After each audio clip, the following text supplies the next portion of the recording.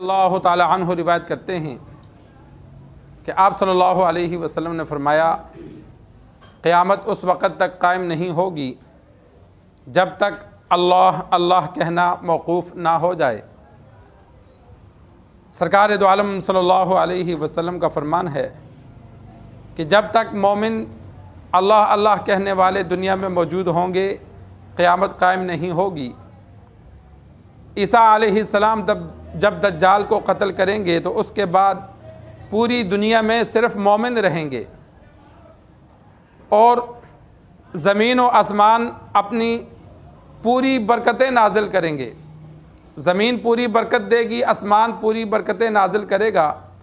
تو حدیث میں موجود ہے کہ ایک گائے کا دودھ پورے قبیلے والوں کے لیے کافی ہوگا۔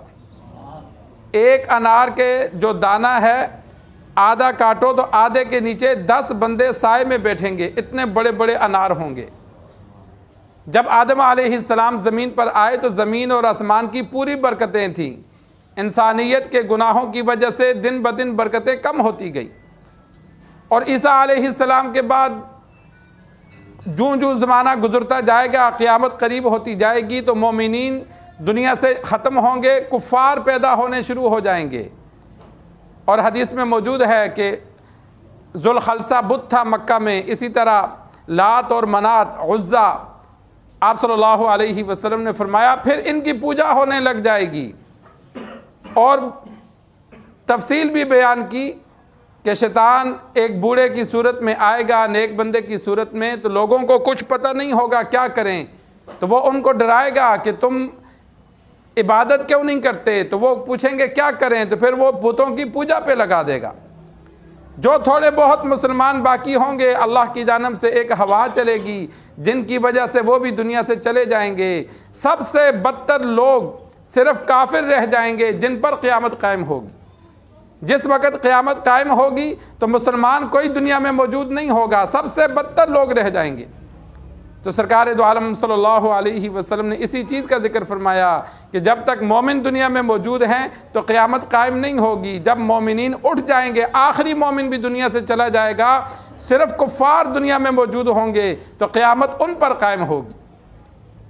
احادیث میں صراحتاً تفصیل موجود ہے، مکہ مدینہ میں دجال نہیں جا سکے گا، کفار کا قبضہ نہیں ہو سکے گا، یہ قیامت تک نہیں ہو سکے گا۔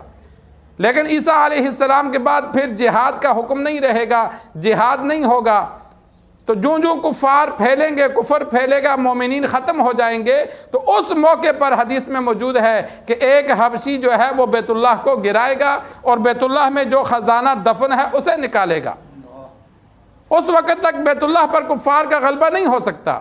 یہ بالکل قیامت کے قریب جا کر جب دنیا سے مومنین کو اٹھا دیا جائے گا، مومن ختم ہو جائیں گے، پھر ہر جانب کافر ہوں گے، مکہ مدینہ میں بھی کافر ہوں گے، تو اس وقت ایک حبشی پھر بیت اللہ کو گرا کر خزانہ نکالے گا۔ ابھی جو خزانہ ہے اس کے اوپر چھت ڈال دی گئی ہے۔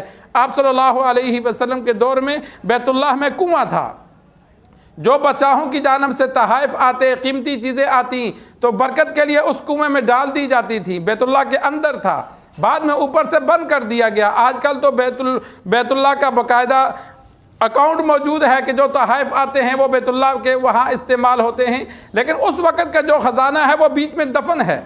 عمر فاروق رضی اللہ تعالی عنہ نے ارادہ کیا تھا نکالنے کا کہ نکال کر تقسیم کروں، تو ایک صحابی پاس بیٹھے تھے، انہوں نے کہا اے عمر تو یہ نہیں کر سکتا۔ عمر رضی اللہ تعالی عنہ نے وجہ پوچھی تو آگے سے جواب دیا۔ آپ صلی اللہ علیہ وسلم اور ابو بکر رضی اللہ تعالی عنہ کے دور میں مسلمانوں کو ضرورت بھی تھی، ان کو علم بھی تھا خزانہ ہے، لیکن نکالا؟ انہوں نے کہا نہیں نکالا۔ فرمایا جب انہوں نے نہیں نکالا تو بھی نہ نکال۔ تو عمر رضی اللہ تعالی عنہ رک گئے، تو وہ آپ صلی اللہ علیہ وسلم نے جو پیشن گوئی فرمائی تو اسی وجہ سے وہ رک گئے۔ قیامت کے قریب جا کر حبشی اس خزانے کو نکالے گا۔ تو آپ صلی اللہ علیہ وسلم نے فرمایا جب تک مومن موجود ہیں، اللہ اللہ کہنے والے موجود ہیں تو قیامت نہیں آئے گی۔ جب سب اٹھ جائیں گے تو پھر قیامت قائم ہوگی۔ اللہ سے دعا ہے اللہ ہمیں دین سیکھ کر سمجھ کر آخرت کی فکر رکھنے کی توفیق عطا فرمائے۔